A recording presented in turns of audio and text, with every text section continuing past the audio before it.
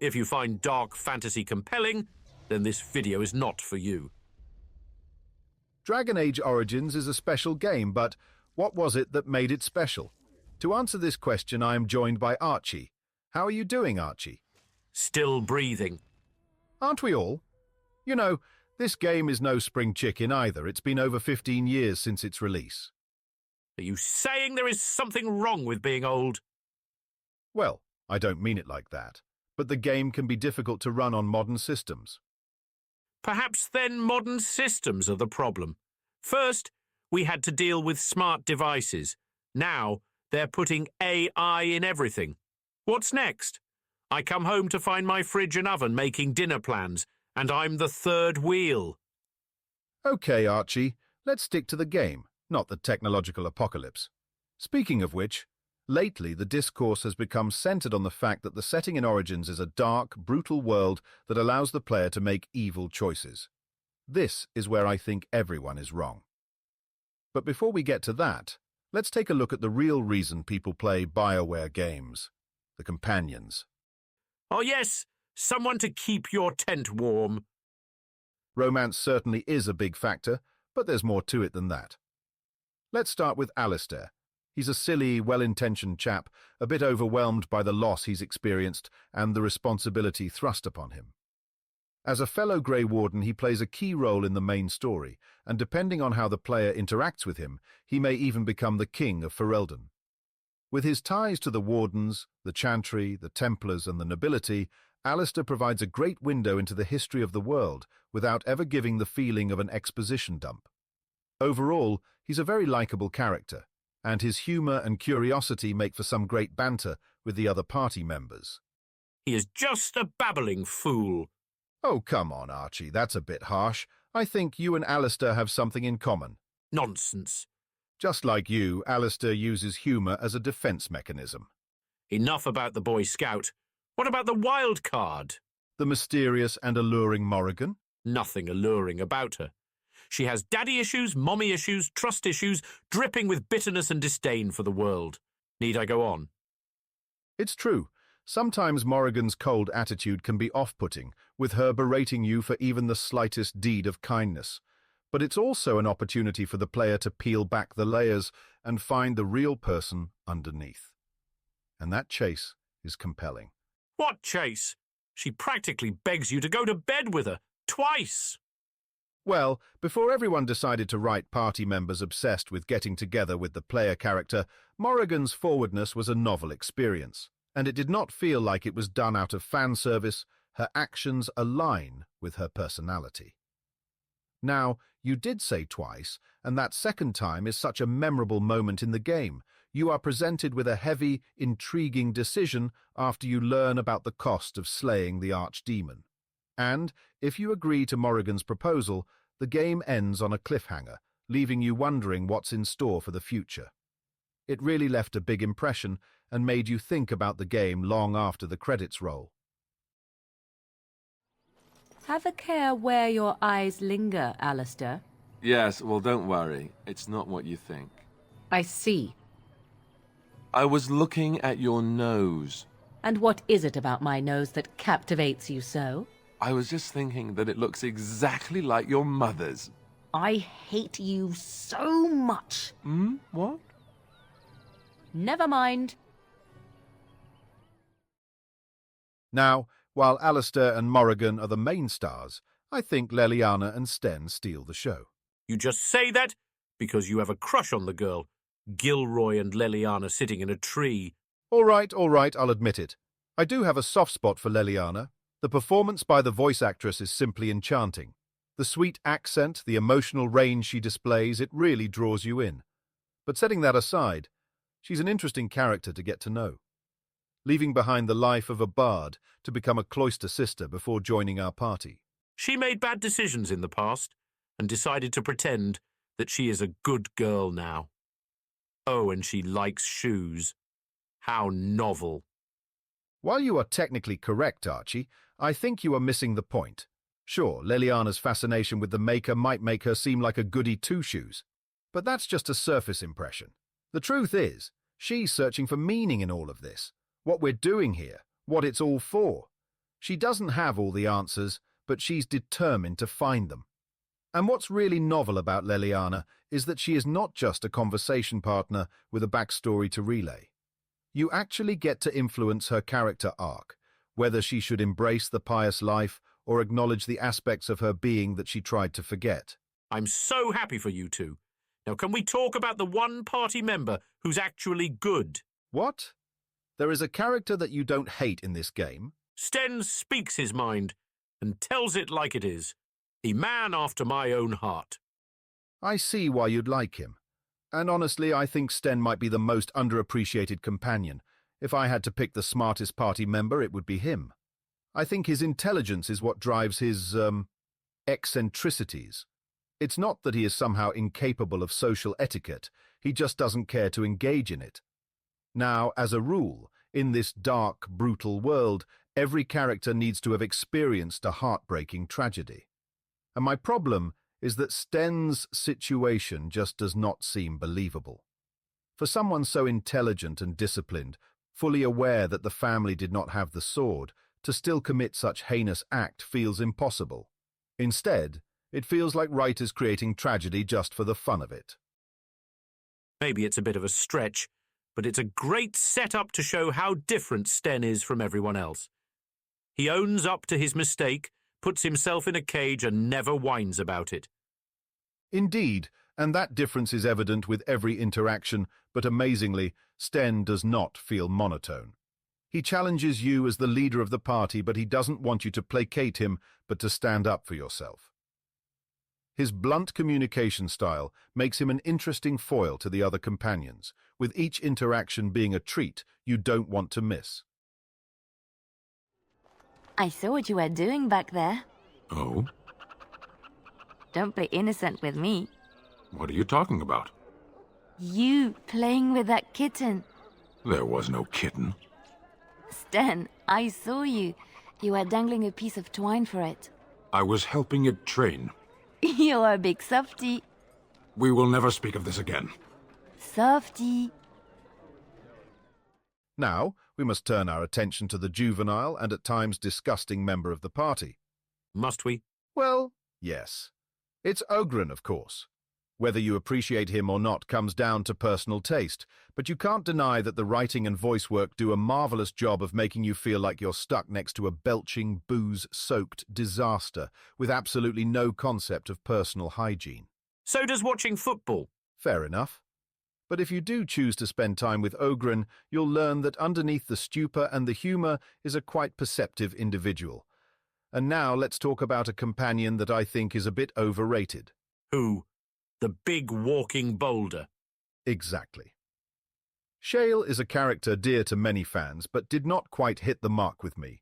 We have seen this meatbag-hating character before with HK-47, and combined with Shale's unrelenting disdain for birds, it quickly starts feeling, well, monotone and stale. I couldn't agree more. That's a rock-solid analysis. The drunken dwarf fights reasonably well. You don't have to make it sound like you're passing a stone to admit it. It is not physically weak or entirely inept in combat. You looking to borrow money or something? I'm saying that there are worse things than being forced to fight at its side. Good to know. Should I drop my trousers now, or are you done? Done. Very done. Our next character makes a spectacular entrance by attempting to assassinate the player. Zevran ends up subverting our expectations for an elf party member. Instead of a tree-hugging philosopher, this is a city dweller who finds joy in stalking and killing his targets. Stop your blabbering. That elf will hump a well-made table if given the chance. That's all you need to know about him. Thank you, Archie, for your deep and thorough assessment. And lastly, we have Wynne. Unfortunately, I do not have much good to say about her. She is a party member ahead of her time, judgmental, self-righteous, and eager to lecture the player. I will hear no Wynne slander. She's a kind, wise, and an exquisite lady. Wynne only offers advice out of the overflowing goodness of her heart. While everyone is drooling over Morrigan and Leliana, her and Flemeth are the ultimate temptresses. As much as I hate to agree with him, the skinny elf had the right idea. You must know that murder is wrong, I assume. I'm sorry, are you speaking to me? That is why you wish to leave your crows. A crisis of conscience. Yes, that is exactly it. Joke if you wish, but I have the feeling that deep down you regret the life you have lived. It's true. I regret it all. Must you be such a child? Are you incapable of a single serious conversation? I know. I'm terrible and it makes me sad. May I rest my head in your bosom? I wish to cry. You can cry well away from my bosom, I'm certain.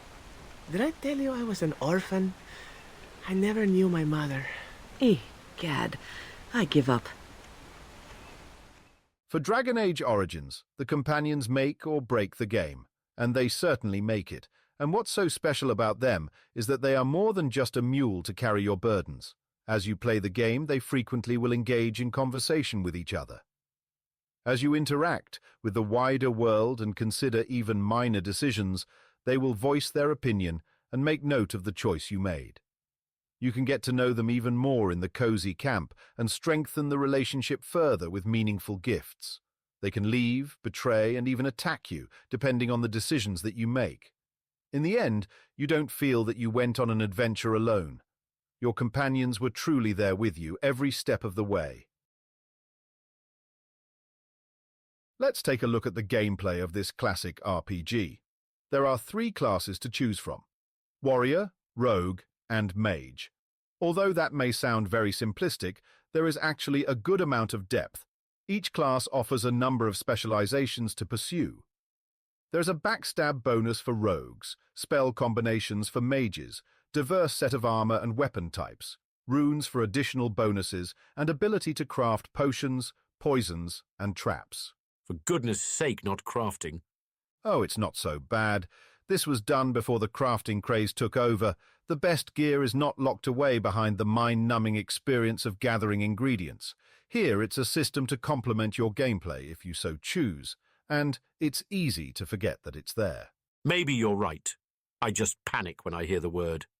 It's such a dull mechanic. Speaking of dull, well, a lot of people would say that the combat is the weaker part of the game, and they may be right, 2/3 of the time. Playing as a warrior can be a bit simple as you watch your character attack and get hit.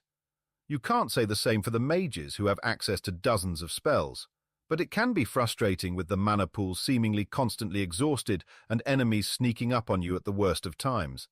However, playing as a rogue is actually a really fun time. You can attack targets at range with a bow, you can switch to melee in close combat, you have access to a cheap stun ability, and you are frequently tinkering with the position on the field for the backstab bonus. Further, you get access to stealth, allowing you to sneak past or even ambush your enemies. So what you're saying is that the warrior class is the worst experience, but that's the one that the game funnels you to play as. I beg your pardon. How does it funnel exactly? I know it's hard to believe, but the signature feature of Dragon Age Origins is the choice of origin. There are 6 to choose from, but we know that the masses will play as a human. They are not going to pick the mage when they can be a noble. And as a noble, do you think they will choose to be a sneaky rogue or a mighty warrior? You do have a point there. I'm not done yet. Not only is the player guided to be a warrior, but half the party members are warriors. What were they thinking? That is an astute observation. Now, you did mention the origins, and I would love to discuss them a bit more. It's not unheard of for a game to allow you to pick from a list of races and backgrounds, but to dedicate a significant portion of the game to play through the chosen backstory is so unique. What do you think of this feature, Archie? I don't really care for it. I can take it or leave it. Well, that's interesting. Before you explain that, I would like to sing the praises of the origin that goes under the radar. 5 of the origins set up a story of personal revenge, with the recruitment into the Wardens feeling like a favour to the player. But the Dalish origin takes a different turn. Instead of interpersonal conflict, the focus is on a mysterious ruin and the secrets within. Combined with the elven lore you learn in the camp, It creates a feeling of being in a fantasy world with unsolved mysteries. Now, Archie, can you tell us why you are not enthused about the origins? Gladly. Picking a race and a background is all well and good, but playing through the backstory makes the game worse.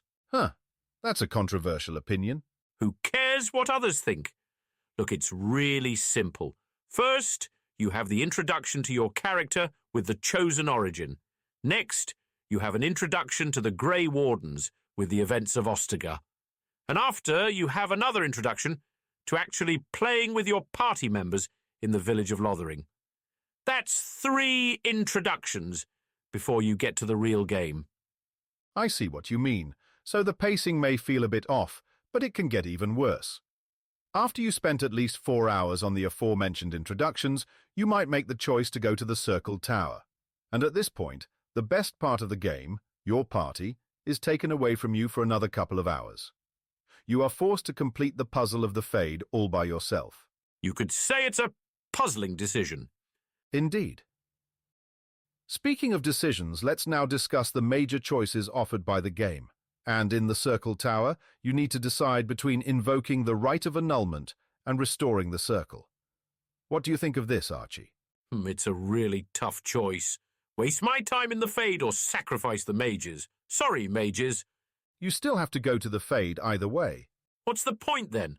If I have to get to the top of the tower either way, might as well save the Circle. Perhaps you don't trust the mages after what you have seen in the tower, but I agree that this is one of the weaker choices. Let's move on to the Brazilian forest. Here, the Dalish elves are afflicted with a curse that is turning them into werewolves. But of course the situation is a little more complicated than that, and because this is a dark, grim world, an appalling human deed is at the heart of the matter. You mean what they did to Zathrian's children? Precisely. I understand the need for a dramatic story to explain the powerful curse, but in this game, there is tragedy on every corner. Some may find this immersive, but it loses its power to me. And if you experience the city elf origin, you might think Zathrian has overreacted. After all, his story is just a regular Tuesday for the alienage. Are you saying it's unrealistic? It's not that. It's just you become desensitized to it all since it's so commonplace.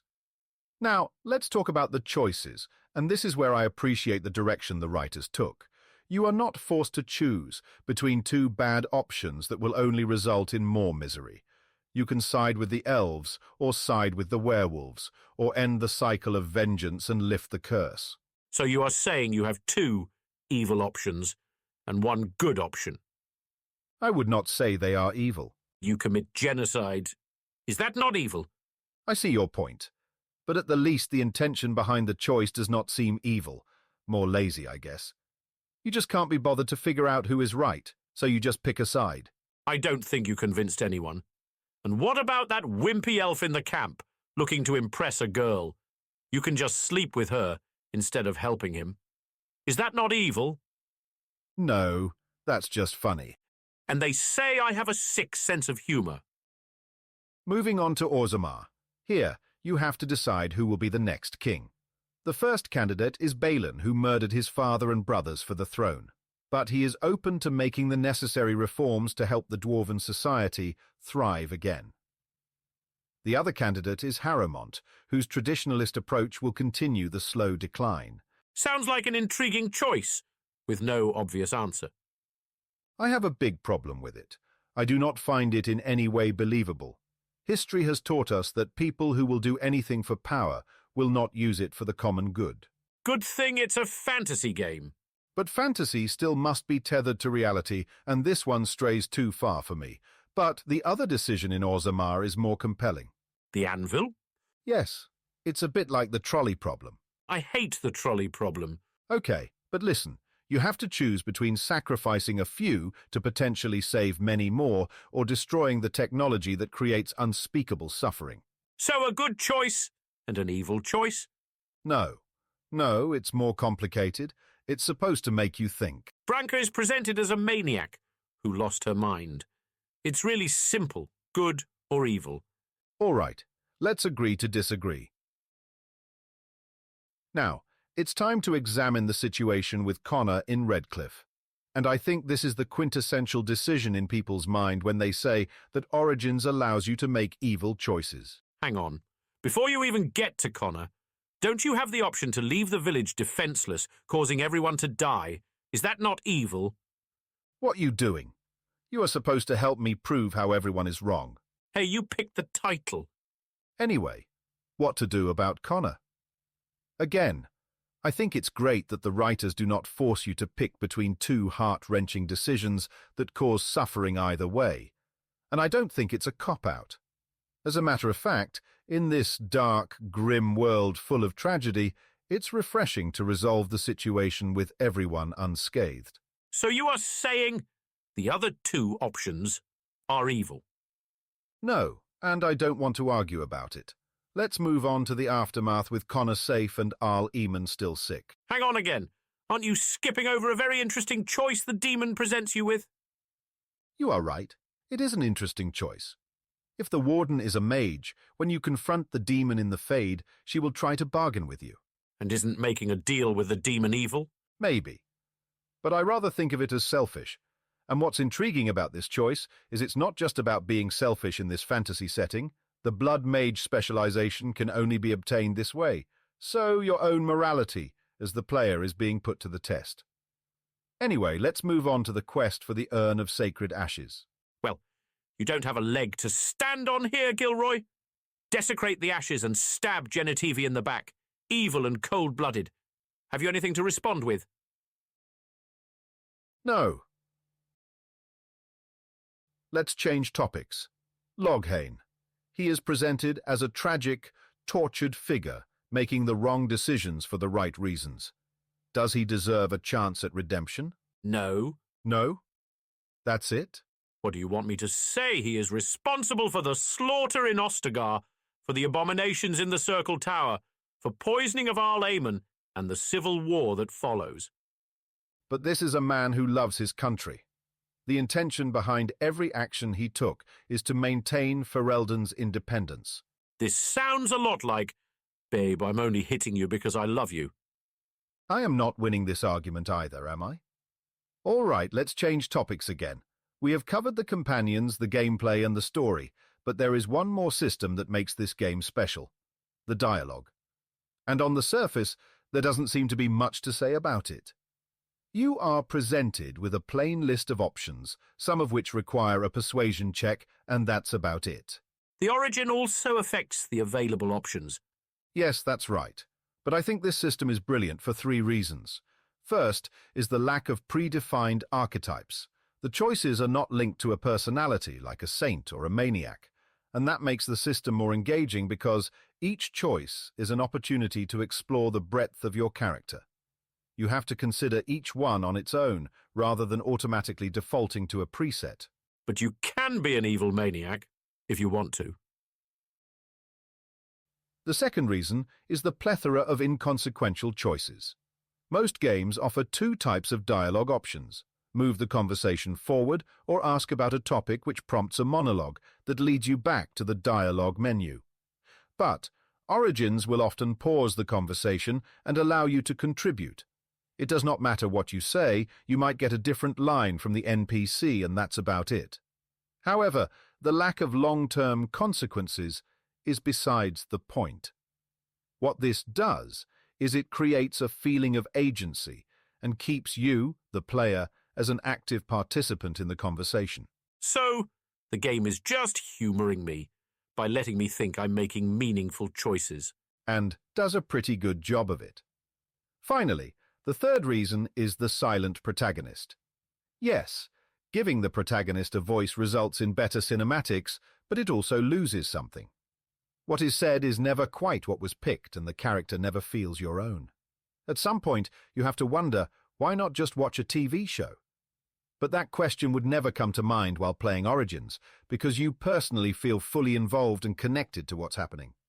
You have to admit, it's pretty awkward to watch your character just stand there and look at people. You know, I never even noticed until you said that. Too busy admiring Wynne, weren't you? You got me. As it's time to conclude our discussion, I concede that Origins indeed allows you to make evil choices. But I maintain that that's not what makes it special, and I think the best way to demonstrate that is to tell you about my favorite choice in the game. When rescuing Anora, you may allow yourself to get captured. Once imprisoned, you can either attempt to escape or wait for two party members of your choosing to come to your rescue. This is where the fun begins. Depending on your selection, the two companions will assume different disguises to infiltrate the fort, and you get to decide how they'll act to deceive the guards. Having spent considerable time with these characters, it's a delightful experience to watch them navigate this tricky situation. I had no idea we were being sent here to slight you. That's unconscionable. It's an offense against the Maker is what it is. And it's about time I did something about it. Be good enough to mind the chapel for me, would you, dear? I'm going to give that woman a piece of my mind. What I'm getting at is this. I'm not particularly drawn to choices that have heavy moral implications or far-reaching consequences across the series. Instead, I value thoughtful decisions that create meaningful consequences in the moment, coupled with companions I genuinely enjoy spending time with. And that's what truly makes this game special. What are you playing at? You tell me you like me, that I mean something to you, and you have her on the side? It's not fair to either Morrigan or me. Do you say the same things to her that you say to me?